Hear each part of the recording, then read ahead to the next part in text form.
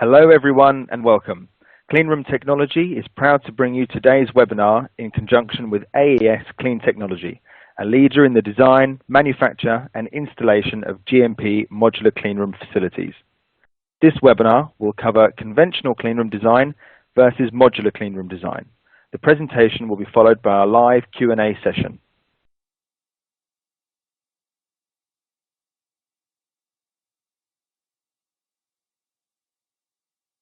We are joined today by Mitchell Gonzalez, the Vice President of Process Technology, and Josh Russell, the Director of Project Development at AES Clean Technology. We know this will be a hugely beneficial presentation for everybody tuned in today, and we hope you find it informative and enjoyable. Now, I would like to hand over to Josh and Mitchell at AES Clean Technology. Hey, thank you, Cleanroom Technology, for the introduction, and welcome everybody on behalf of AES for attending this webinar today. And our goal is to be able to have you be educated and understanding in a number of key technology takeaways that we're currently seeing in terms of trends in the industry, and want to be able to help the industry be able to better understand the key advantages to both the typical traditional stud and drywall type technologies, in addition to the modular variation of those technologies in the industry being employed for CGMP clean rooms. Some of the key takeaways that we want to have every attendee understand at the end of this presentation is, what are those key differences between construction options as it relates to the clean room. Modular panel construction, how they're made, how they're assembled on site. What are the key design and construction considerations as it relates to these two different types of technologies that are being used, the schedule and cost implications as you're looking at building budgets and ROI projections for your clean room and your facility. And then ultimately, once you materialize the clean room, how does that clean room maintained and provide the long-term performance and repeatability in your production environment long-term? Sterile at the end of the day prior to going to the general populace. And so in order to really provide the sterility necessary for these products before they go out, a series of key things have to be mitigated or controlled to ensure that level of quality. Clean rooms do just that. First, they're designed to mitigate and control contamination first and foremost. And contamination really comes in two forms. We call it non-viable and viable. And generally speaking, the viable especially are human-generated within the clean room. And so we take particular care in creating procedures for gowning and basically retaining particle generation from operators working in and around the clean room to control the flow of that, but also to control and maintain a certain segregation of flows during the course of the process. So things like, how do the people go into the clean room? How do people go out of the clean room?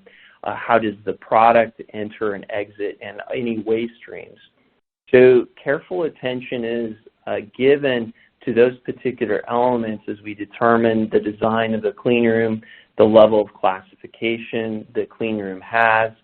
And then what we need is the clean room to be able to operate continuously in integrated harmony with a number of facets and features and systems to be able to ultimately deliver on that contamination control that's required. So as we look at some of these subsystems that need to be orchestrated in this intricate ballet, things like architecture, which tend to be the walls, the coving, the flooring system. Then we move to the mechanical equipment, the HVAC equipment that provides the clean air into the spaces at the appropriate amount of flow. Particular attention has to be on temperature and humidity, because these can be particularly important to maintaining the overall quality of the drug product that's produced in these facilities, but also maintaining the comfort of the operators that have to work within these environments.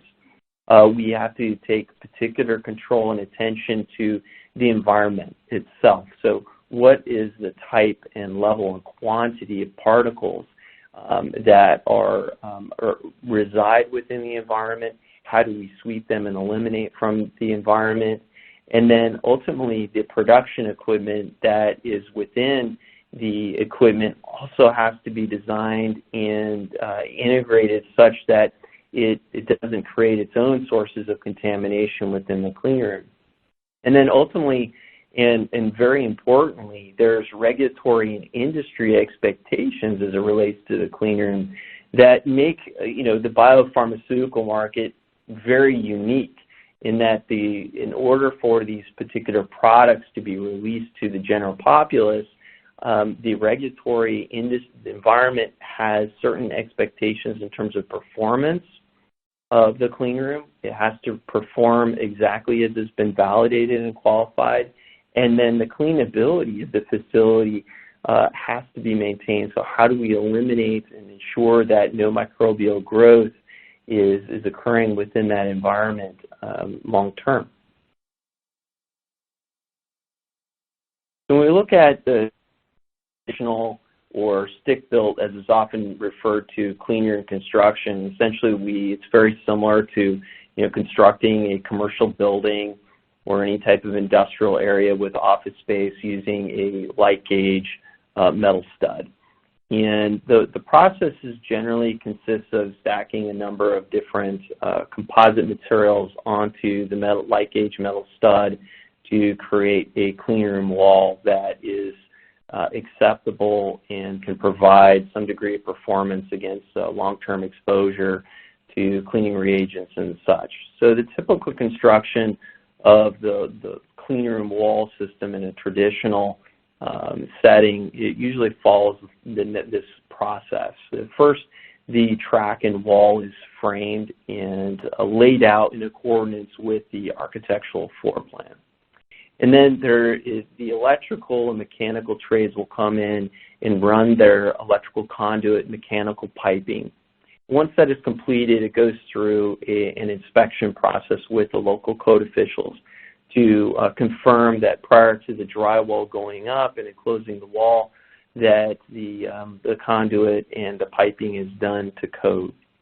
Once that is confirmed to be completed, the framing is then inspected to ensure that it is done in accordance with plan and code.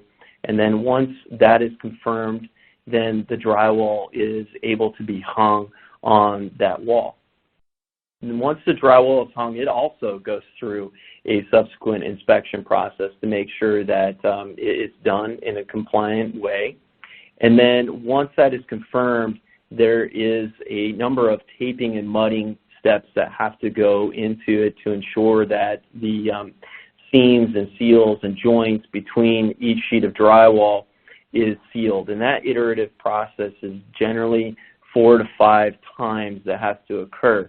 And between each step or each iteration, there is a sanding process that needs to occur to make sure that the final wall substrate or finish is compliant with the finish requirements for the clean room.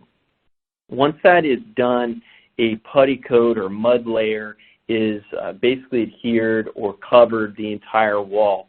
And what happens once that mud is applied, a light inspection is then performed to ensure that there's a complete and consistent covering of that putty coat on the entire wall.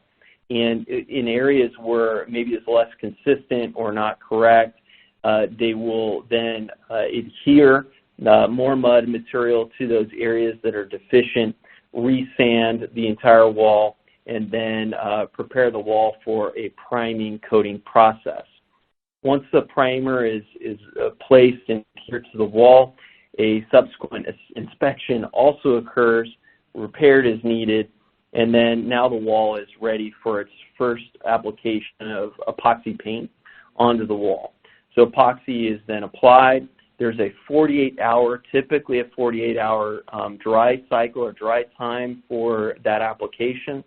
Once that 48-hour period has gone past, they can then apply a second layer of epoxy onto the drywall and finishing, at least from an epoxy paint standpoint, the exterior finish of the drywall is now suitable for the clean room area.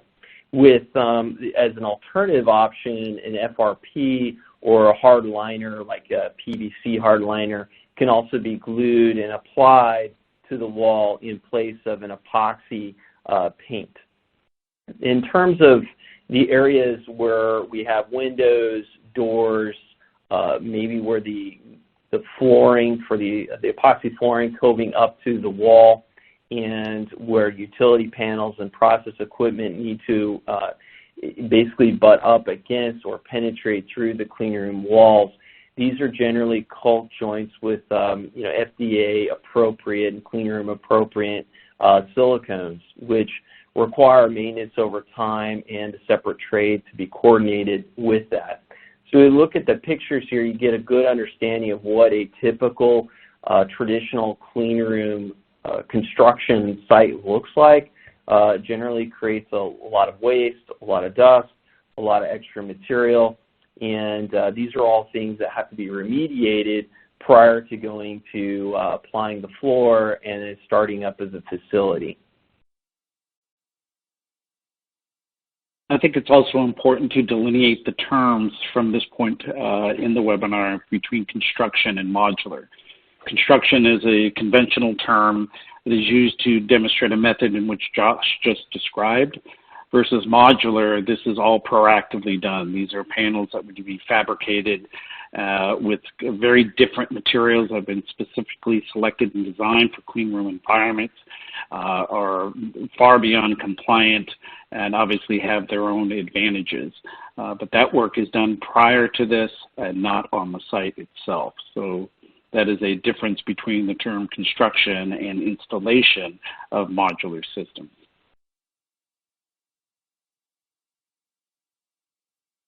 So as we look at modular clean room systems, one of the things, analogies I like to use is that modular systems are very much like a Lego kit, where you have standard building blocks that basically you use to create a variety of different things. And it's no different with a clean room that it uses modular systems and components.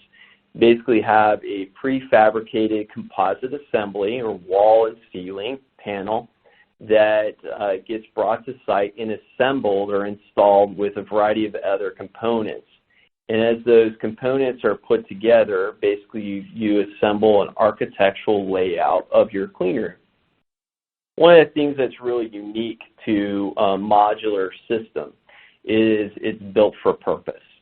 So when we look at modular clean room panels and systems and components that go into that system, every single one of those pieces and components is specifically designed for the purpose of building a fully compliant and long-term robust clean room system. When we look at and contrast that with drywall, drywall, stud, light gauge metal studs, those are all general purpose construction materials that are used for a variety of different things.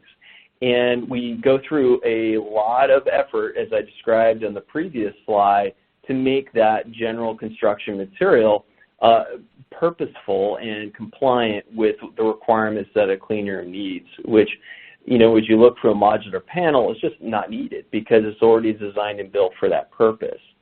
One of the misnomers as well, and maybe misunderstandings typically in the market, is that there are drawbacks to modular construction as it relates to its flexibility to adhere or achieve the architectural floor plan. It's just not true. The panels have the ability to, get higher, get taller, get wider, to some degree to be able to meet unique circumstances in the architectural floor plan every bit as much as a typical stick-built constructed system or clean room.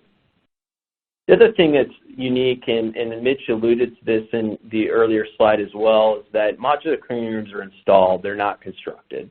Basically taking these pieces and components of the clean room and assembling together. The advantages there, which we'll talk in more detail in the future, is that we get greater execution speed and increased safety when using a modular system versus a traditional stick-built assembly or construction.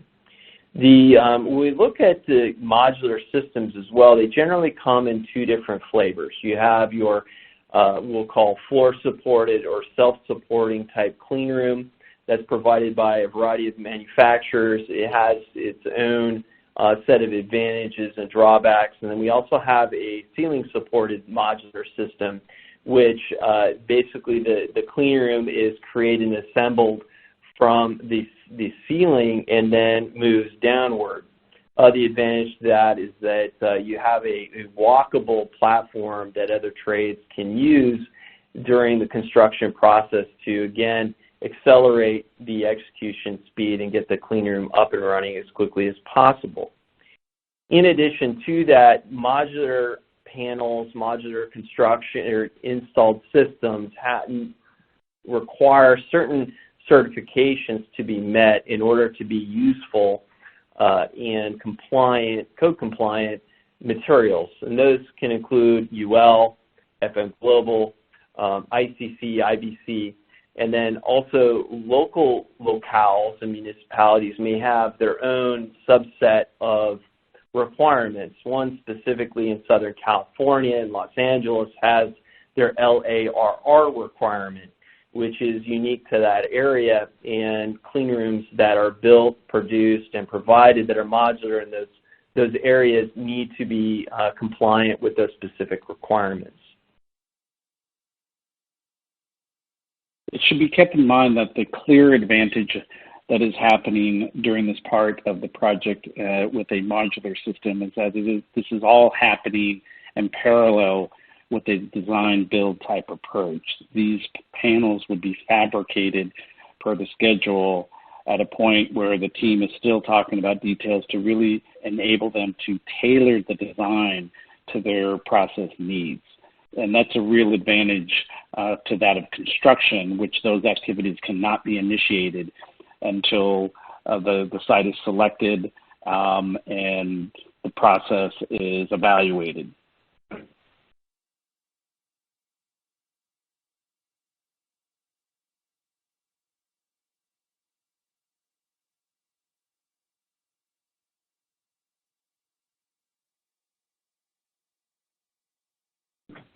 So now we're going to show you a video of essentially how the process for creating a modular wall panel or ceiling panel at AES's factory. Essentially, you'll have material inspection, materials come in, materials are then cut to specific lengths, so it could be the aluminum extrusions, the UPVC sheets that ultimately are the face material that goes on the panels, the aluminum honeycomb core, which is basically the backing material of the inside of the panel. Then the frames get welded, the assembly gets basically sandwiched together, and we do final inspection, create and ship the panels. So here's the video.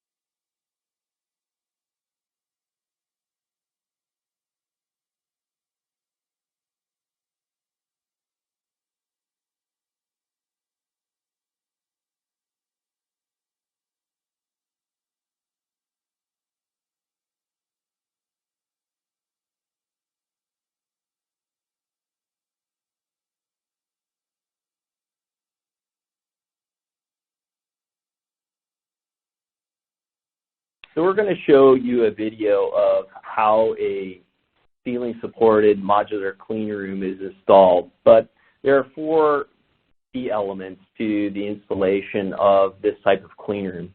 First is installing this walkable ceiling. And then once the ceiling is installed, we have walls and then the architectural elements and features that go into the wall system and ceiling system are then installed. And then afterwards, the electrical data process utilities are all integrated with that modular system, and then ultimately the process equipment is moved in.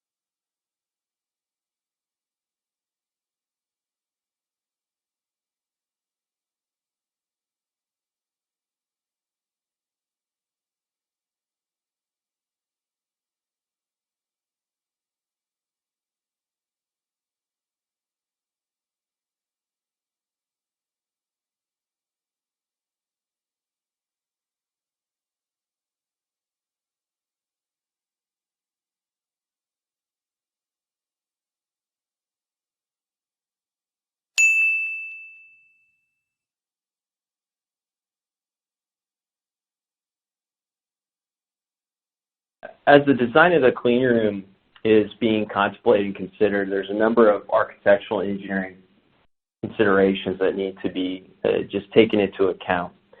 The first of all is, really can generate big returns in terms of financial, speed of execution, getting the clean room quality nailed very early on, is trying to maximize the standard elements and features of the modular system. It's oftentimes just making minute, minimal changes to the architectural floor plan can equate to really big returns long term, because there's fewer adjustments and tweaks that need to be made in the field, fewer custom panels that need to be made at a factory, and basically being able to quickly erect and assemble a modular system can greatly be enhanced and improved by just simply sticking to the standards. And furthermore, it doesn't have to compromise on any of the building capabilities. But as you're working with a modular clean room system provider such as AES, it's important to have an open mind into what minor tweaks and changes can be made to stick with the standards. So it's clear and important. And then as you look at your facility, there's a number of things that I think modular systems provide that a traditional stick-built constructed clean room can't provide, is the ability to expand into the future without impacting current operations. So one of the things that you look to is, number one, is there even a remote possibility of expansion? Do you have a shell building that would allow for that? If you answer yes to that, it's important that you think through, okay, what is the possible scenario in which that expansion would occur? What changes or what design features can I add in now that would allow for easy expansion in the future? Is there a possibility for any type of process equipment to be added or changed into this particular room or facility? And how am I going to get that piece of equipment into that space? Is there things that I can do to the wall and ceiling system to accommodate that? Those are all very good questions that would need to be added. And then along with that, on the equipment side, is what type of utilities will be necessary for that process change, and how would I bring those into that space? All these things are important considerations to be noted during the design process. And then when you look at, okay, how do I protect this investment long term? There's oftentimes something that can be easily overlooked is, what type of wall and door protection do we need to put in place? What type of automation? How am I going to access and maintain the clean room? Adjust dampers, maybe up above the clean room space. If I have a non-walkable ceiling, these are all very, very important items. And then we look to, do we have the code compliance? And as I mentioned in the prior slide, the local municipalities oftentimes have their own unique requirements as it relates to modular systems that need to be looked into and understood in advance of really maturing the design into construction. And then lastly, many zones have different seismic requirements. How do we integrate the seismic constraints that are necessary for the clean room, again, to pass code inspection and requirements as it relates to the seismic standards of that location. It's important to note also that the materials were pre-selected for this application in terms of the robustness and their long-term use. They were specifically selected for clean room environments for their rigidity, for large equipment, which inevitably will be, rode along the walls from time to time. So the materials, I think, are extremely important to the long-term value and the selection of the modular systems. So as we look to the execution and construction of a traditional clean room, as I talked about earlier in the presentation, there's a variety of iterative starts and stops that have to occur, both for bringing in other trades, which is increased trade coordination to do electrical conduit installation, any type of mechanical piping that needs to be put into the wall. All those things need to be coordinated very early on up front so that it happens in a very smooth sequence.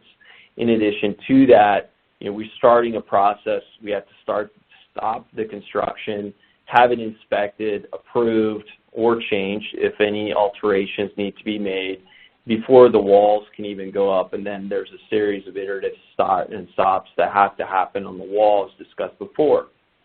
In addition to that, we're looking at a lot of the high-quality finished details that are necessary as it relates to maybe the coving, trim pieces between process equipment. All of those things are done in the field. So we're highly dependent upon the craftsmanship and artisanship of the labor that is available and a part of the project. And that varies from project to project and site to site.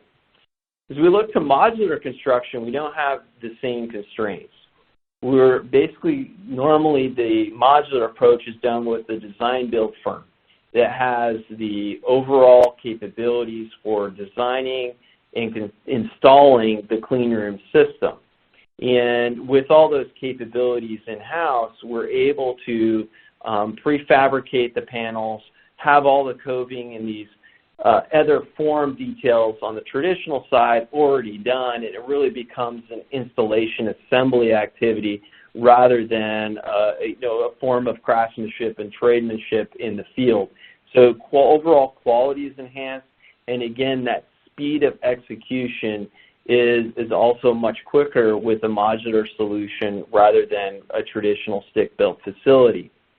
As we look at safety, which is really becoming, I think, a paramount concern with just the new COVID environment that we're all living and experiencing today, we're able to bring fewer people onto the site to install any given clean room. So any type of safety-related items obviously goes up with the amount of people that you have in the field performing the installation of the clean room or construction as it relates to traditional. And we're able to keep head count down. We're not doing the same cutting in the factory as we would with a typical tradespeople installing the apertures and openings in the clean room ceiling. And what that also equates to is not only a safer environment for installation and construction to be occurring, but also allows for a cleaner construction process. So as you look at the two pictures and contrast the two, you see on the upper picture is a drywall installed facility. A lot of waste, a lot of trim pieces sitting on the floor, dust is created. It just is a messier, less organized environment. Whereas you look at the modular system down below where it shows the ceiling being suspended, you have a very clean construction area. Basically, the panels come ready for assembly and installation from their crates, and there's no or very minimal cutting that needs to occur. So again, cleaner and safer environment. Commissioning and qualification milestones for a new biopharmaceutical facility is extremely critical within the project.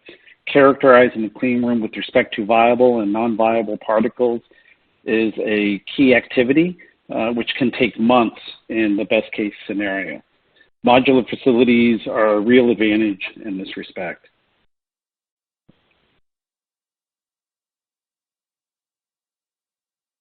So with stick-built facilities, there's some particular constraints that are unique to those systems that aren't uniquely experienced by modular systems. But before we go into them, typically in industry, we're looking at very rigorous regimens as it relates to cleaning these facilities and making sure that they're compliant.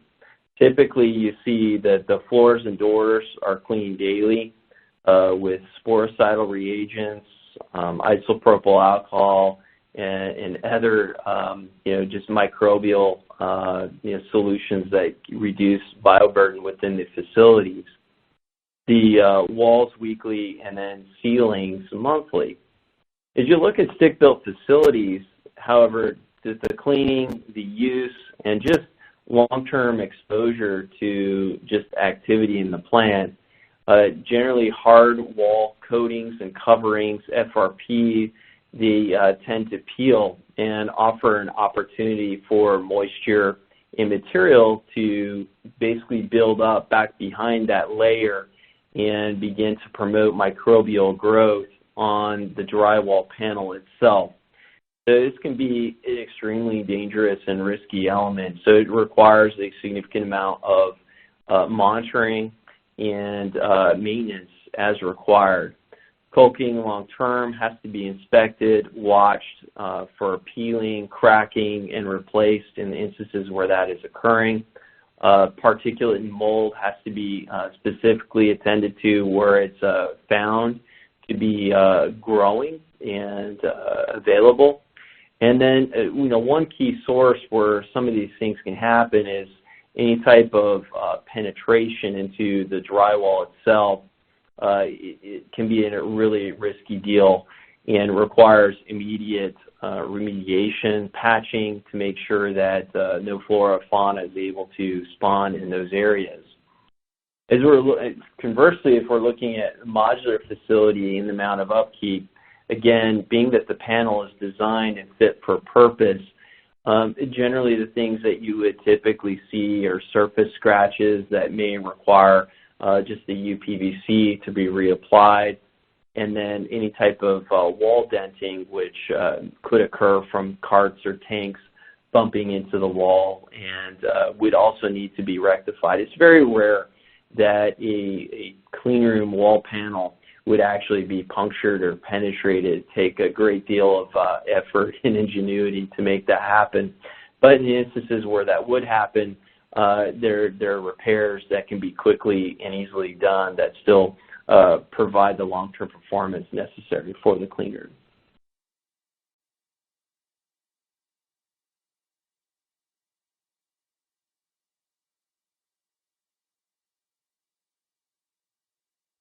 So let's take a quick example. Let's look at a hypothetical facility that has these noted parameters. So we're looking at, a place where we all want to be, San Diego, California.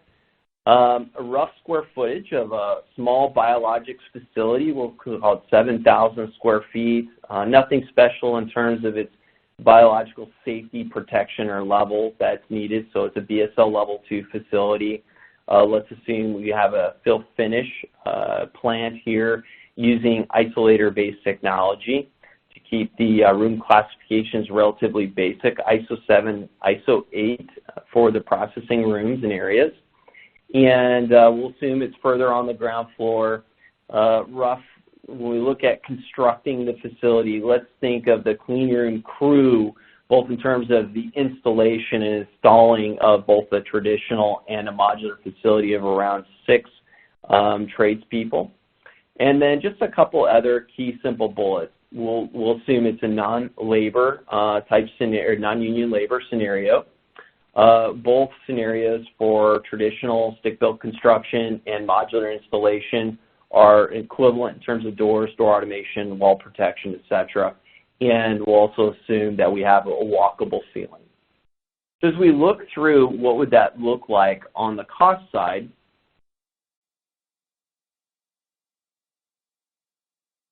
So looking at our hypothetical facility, we have basically evaluated 3 separate, what we call traditional stick-built options. So we'll say The first being epoxy paint.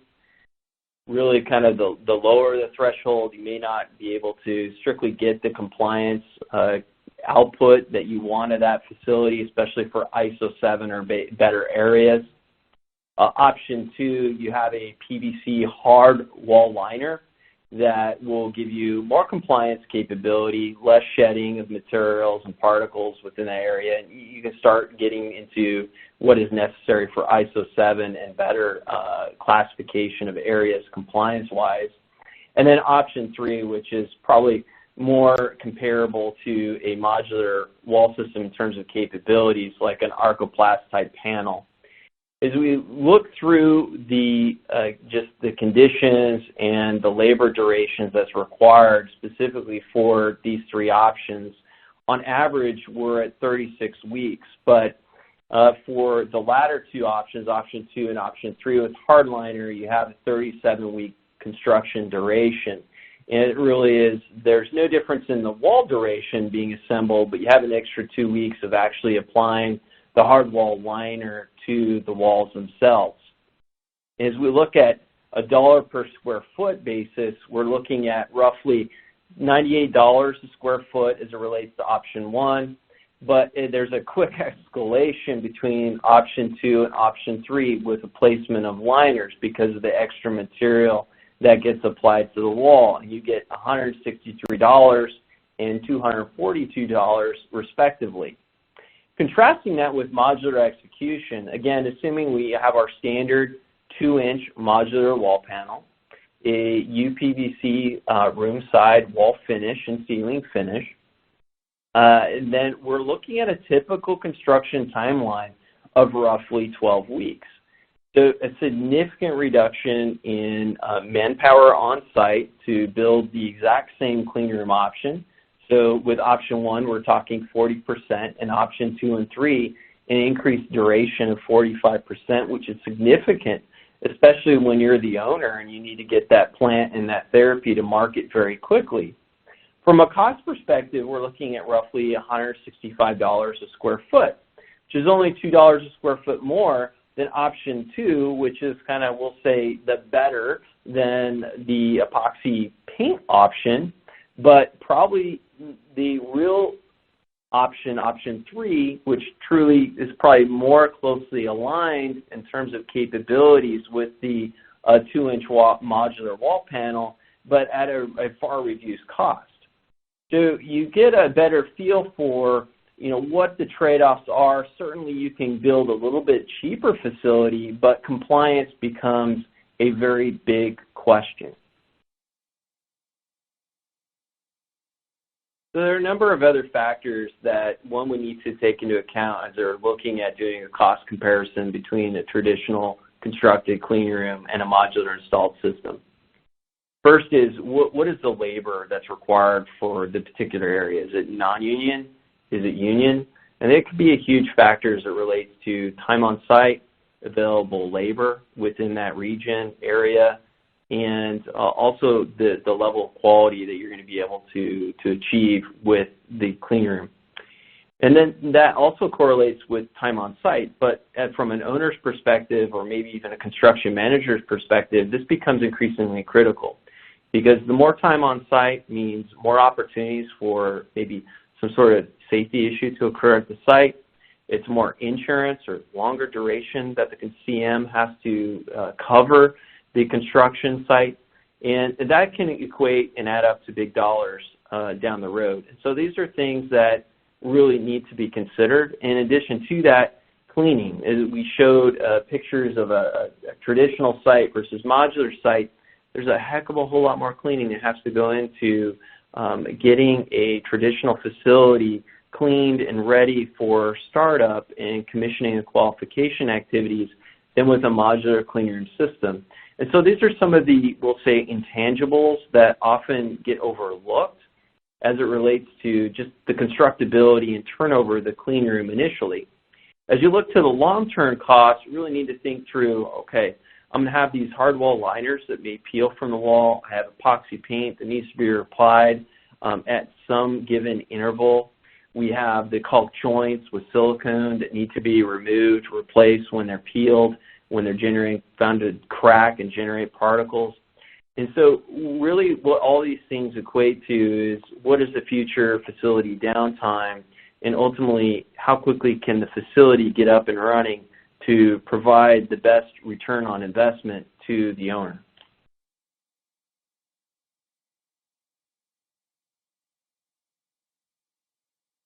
So in summary, there are a number of key benefits of modular installed cleanroom systems. We like to categorize them in these 4 buckets. You really have higher quality. And within the industry, quality by design has been, a coined term. It's important. And as you look to a clean room, quality by design is, again, going back to that fit for purpose. Modular panels are specifically designed to provide the most robust cleanroom solution available. And so by going that direction, you're basically building in quality from the get-go. You have obviously improved architectural finish details. It's a more consistent installed approach versus relying upon the individual craftsman and tradesmen putting together the cleanroom, constructing the cleanroom. In terms of execution, it's a much, much safer, faster, leaner approach to providing the same cleanroom floor plan. It's, as we've shown in the prior slide, it can be cost competitive. And then lastly, it provides far future flexibility as it relates to being able to expand and alter the cleanroom without making any type of disruptions to the existing cleanroom facility.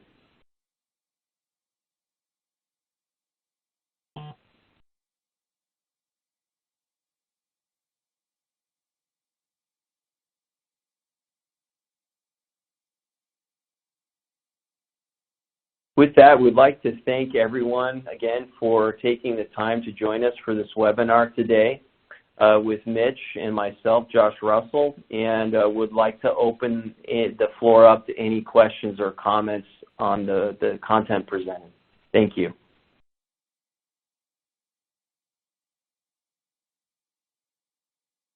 All right, looks like we have a number of good Q&A questions that have been coming up during the presentation. So we have a bit of time to answer a few of those. First question is, what are the biggest hurdles and or pitfalls that you see in cleanroom projects? Mitch, why don't you lead us off with that one? Okay, from an experience within the industry, I would say that not having a locked process or somewhat locked process. Otherwise, as we go through the design considerations, we spend a lot of time that is not necessarily value added, and you're just watching the client talk about their process and decide what they want to do. So more work can be done on that up front to come to the design time. That is usually the best approach.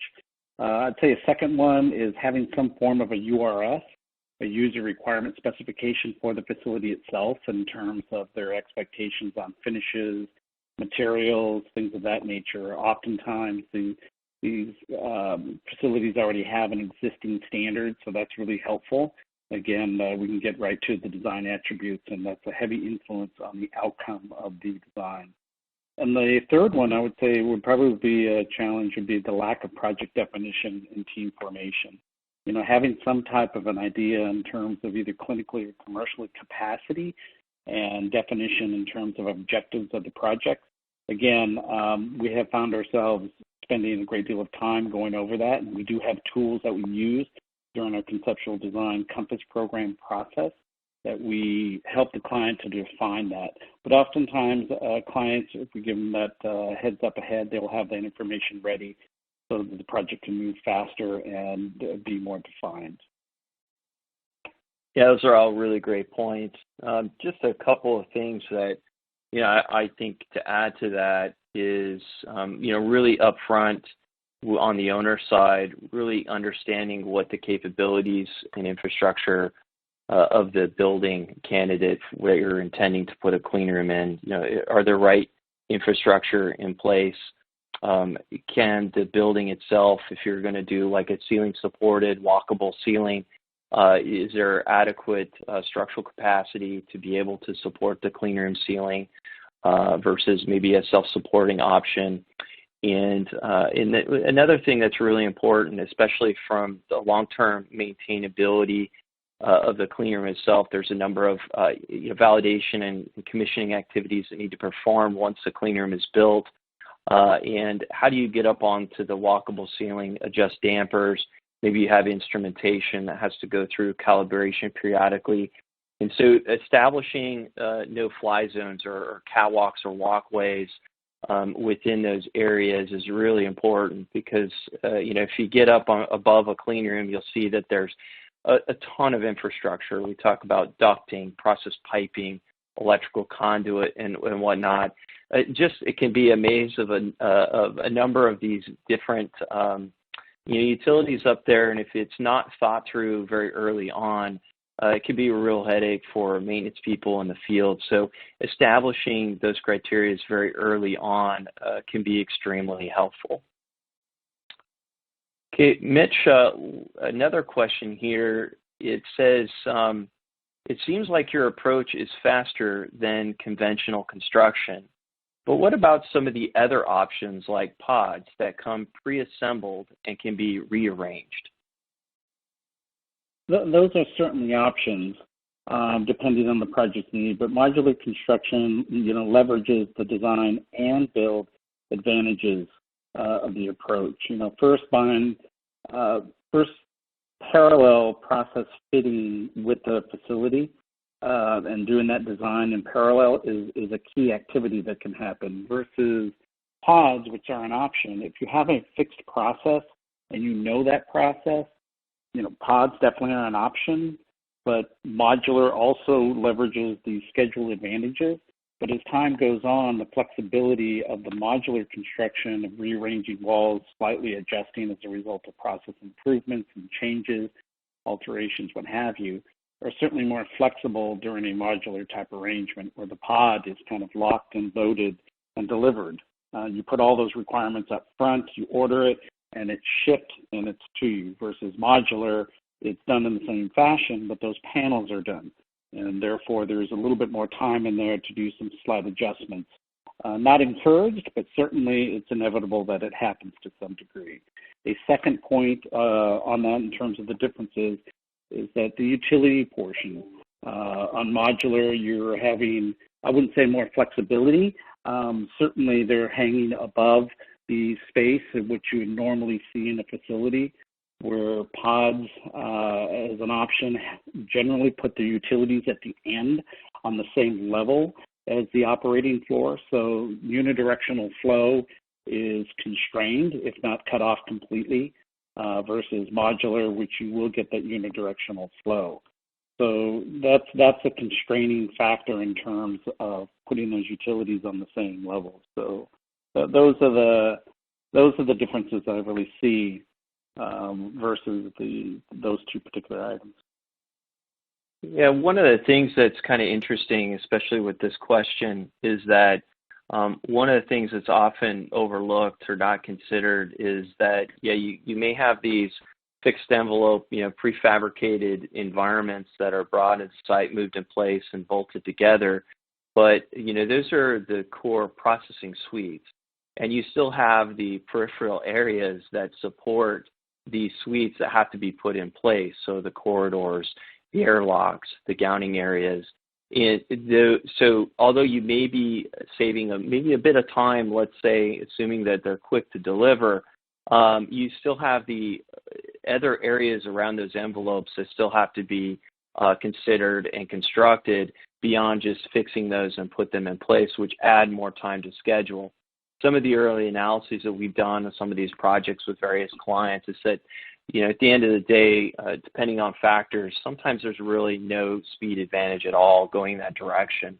So one just needs to look at their project holistically and make sure that all the peripheral areas surrounding those, prefabricated fixed environments are done up front, so you have a more realistic understanding of what the project schedule and timeline will look like. Okay, we have another question here that says, what are the trends what trends are you seeing across the country with what type of build is being selected? What do you think is driving that trend?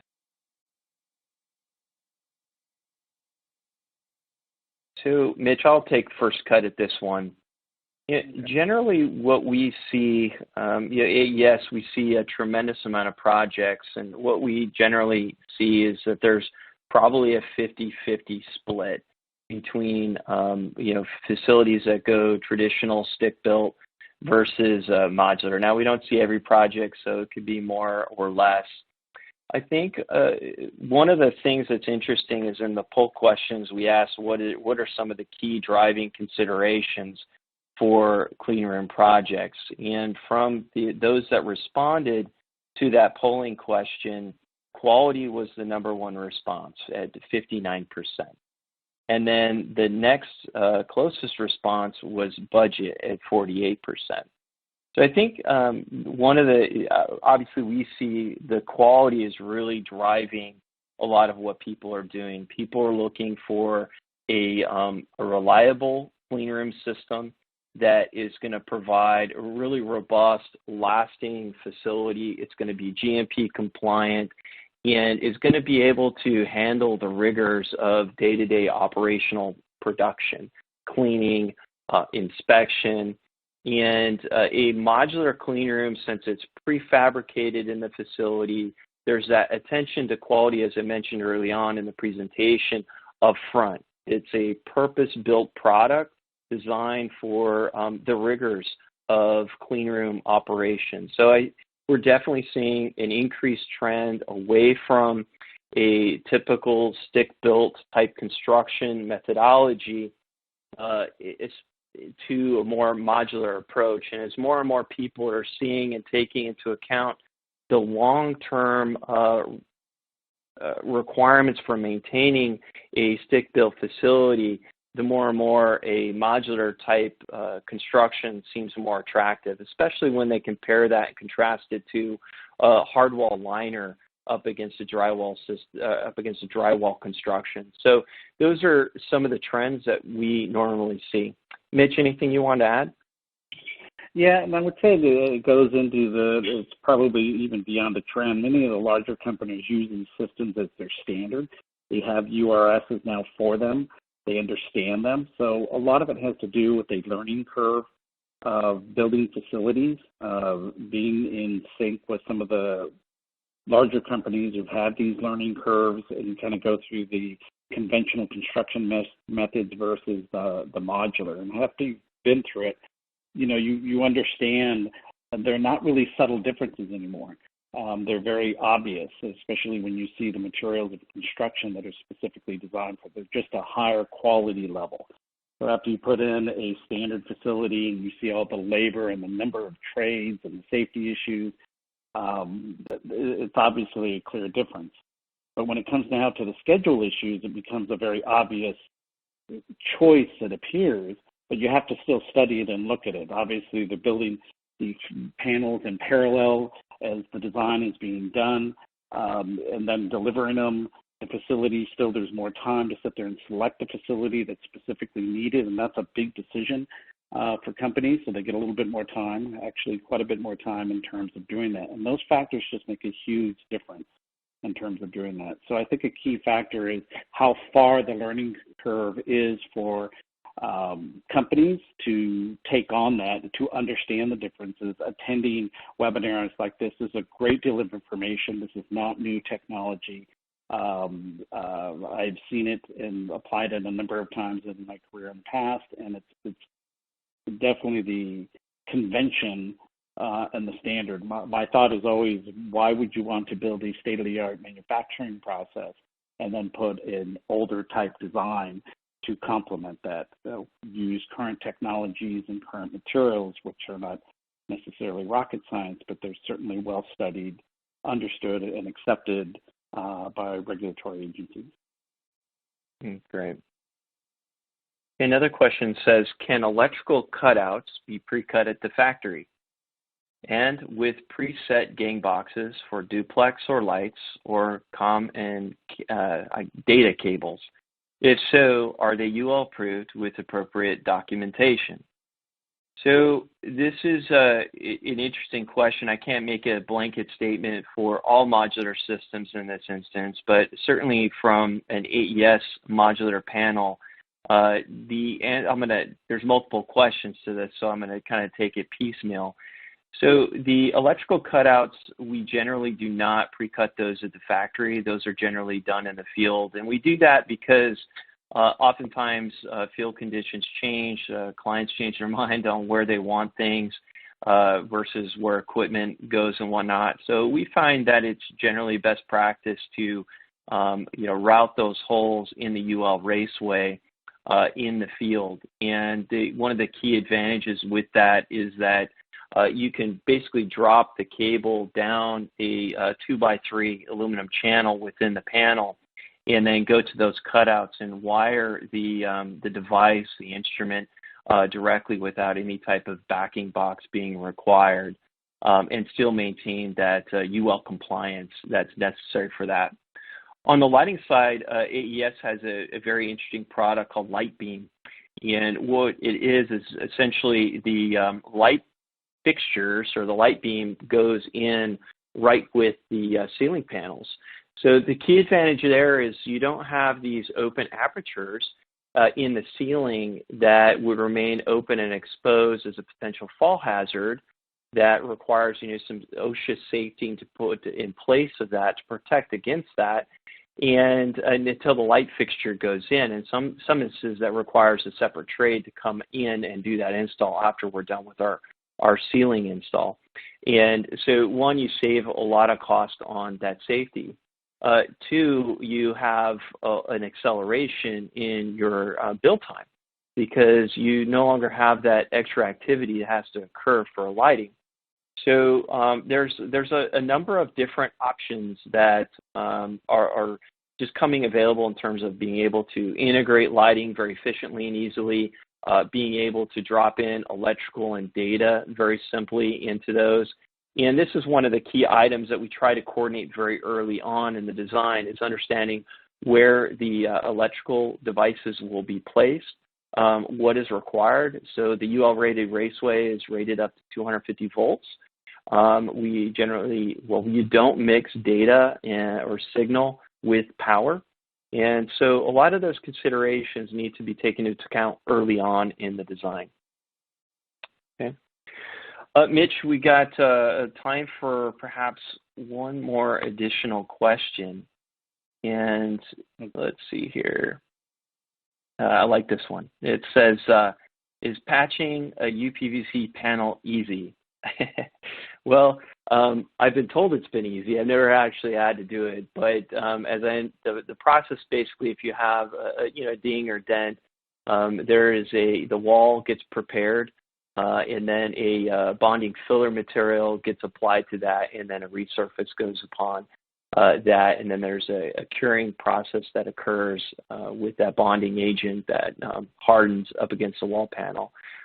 So I've been told it's like placing Bondo on a vehicle, but it is rather simple in terms of preparation. It's just making sure that you get the appropriate final finish for that. And AES specifically for this has protocols that we educate and train the maintenance teams that take over our clean rooms on how to do that and apply and maintain the panels appropriately. Okay, with that said, really appreciate everybody attending this webinar. Thank you so much, and hope everybody stays healthy out there. And thank you again. Have a great day. Thank you.